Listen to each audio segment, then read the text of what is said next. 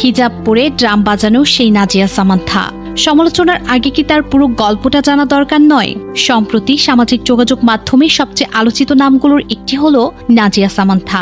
একটি video viral হয়েছে, সেখানে দেখা গেছে হিজাব পরিহিত অবস্থায় তিনি ড্রাম বাজাচ্ছেন। ভিডিওটি ছড়িয়ে পড়ার পর মুহূর্তের মধ্যে শুরু হয় তীব্র আলোচনা, সমালোচনা, ট্রল এবং বিতর্ক। অনেকেই প্রশ্ন তুলেছেন, হিজাব পরে কেউ ড্রাম বাজায় কিভাবে? এটি কি ধর্মীয় মূল্যবোধের সঙ্গে সাংঘর্ষিক নয়? আবার অন্যদিকে অনেকেই বলছেন, একজন নারীর ব্যক্তিগত পছন্দ, পোশাক ও শখ নিয়ে এত আক্রমণ কেন? কিন্তু এই বিতর্কের মাঝখানে হারিয়ে গেছে একজন মানুষের পুরো গল্প, যে গল্পটি হয়তো অনেকের জানা নেই। নাজিয়া সামান্থা স্ট্যামফোর্ড ইউনিভার্সিটির সিভিল ইঞ্জিনিয়ারিং বিভাগের একজন শিক্ষার্থী। ছোটবেলা থেকেই তিনি ছিলেন বহুমুখী প্রতিভার অধিকারী। ড্রাম, গিটার, ভায়োলিন বাজানো, নাচ, রিং ডান্স, বিভিন্ন সাংস্কৃতিক কর্মকাণ্ডে তার সক্রিয় অংশগ্রহণ ছিল। শুধু সাংস্কৃতিক অঙ্গনেই নয়, খেলাধুলাতেও তিনি ছিলেন সফল।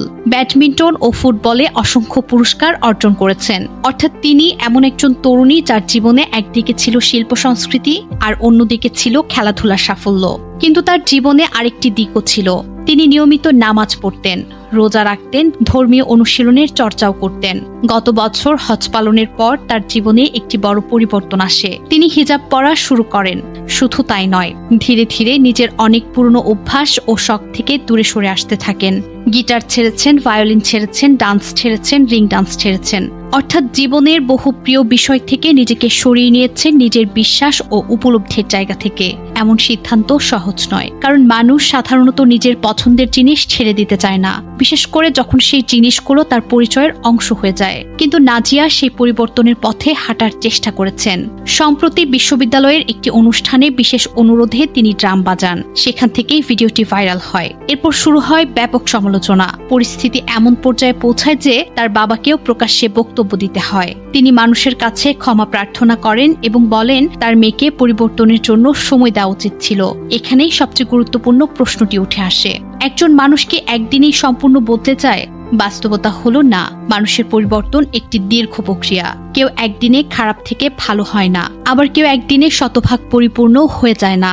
আমরা সবাই জীবনের বিভিন্ন পর্যায়ে শিখি, ভুল করি, সংশোধন করি এবং ধীরে ধীরে পরিবর্তিত হই।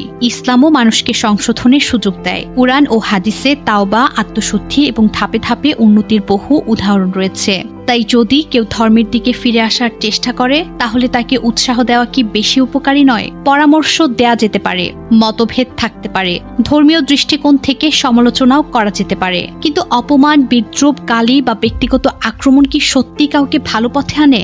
সম্ভবত না। অন্যদিকে এটাও সত্য যে অনেক ধর্মপ্রাণ মুসলিম মনে করেন বাদ্যযন্ত্র বা সঙ্গীত ইসলামের দৃষ্টিতে গ্রহণযোগ্য নয়। তাদের এই মতামতের পেছনেও ধর্মীয় ব্যাখ্যা ও বিশ্বাস রয়েছে। তাই তাদের উদ্বেগ বা আপত্তিকেও একেবারে উড়িয়ে দেওয়া ঠিক হবে না। কিন্তু মতভেদ প্রকাশেরও একটি শালীন পদ্ধতি আছে। কাউকে অপদস্থ করা, হেনস্থ করা বা তার পরিবারকে আক্রমণ করা কখনোই গঠনমূলক সমাধান হতে পারে না। সবচেয়ে দুঃখজনক বিষয় হলো, একটি ভিডিওকে কেন্দ্র করে একজন তরুণী এবং তার পরিবারকে এমন চাপের মুখে পড়তে হয়েছে যে তার বাবাকে পর্যন্ত প্রকাশ্যে ব্যাখ্যা দিতে হয়েছে। আমাদের মনে রাখা দরকার, সামাজিক যোগাযোগ মাধ্যমের উপরে যে মানুষটিকে আমরা সমালোচনা করছি, তিনিও একজন মানুষ। তারও অনুভূতি আছে, তারও পরিবার আছে, তারও ভুল হতে পারে, আবার তারও পরিবর্তনের সুযোগ আছে। নাজিয়া সামান্থার ঘটনাটি হয়তো আমাদের একটি বড় শিক্ষা দেয়। আমরা মানুষকে একটি ভিডিও দিয়ে বিচার করতে খুব দ্রুত প্রস্তুত হয়ে যাই, কিন্তু একজন মানুষের পুরো জীবন, সংগ্রাম, পরিবর্তন এবং আন্তরিকতাকে বুঝতে অনেক বেশি সময় লাগে। সমালোচনা করা সহজ, কিন্তু কাউকে সুন্দরভাবে পরামর্শ দেয়া, উৎসাহ দেয়া এবং তার উন্নতির জন্য দোয়া করা অনেক বেশি কঠিন। হয়তো আমাদের সেই কঠিন কাজটি শেখা দরকার, কারণ আমরা প্রত্যেকেই অসম্পূর্ণ, আর অসম্পূর্ণ মানুষ নিয়েই এই পৃথিবী।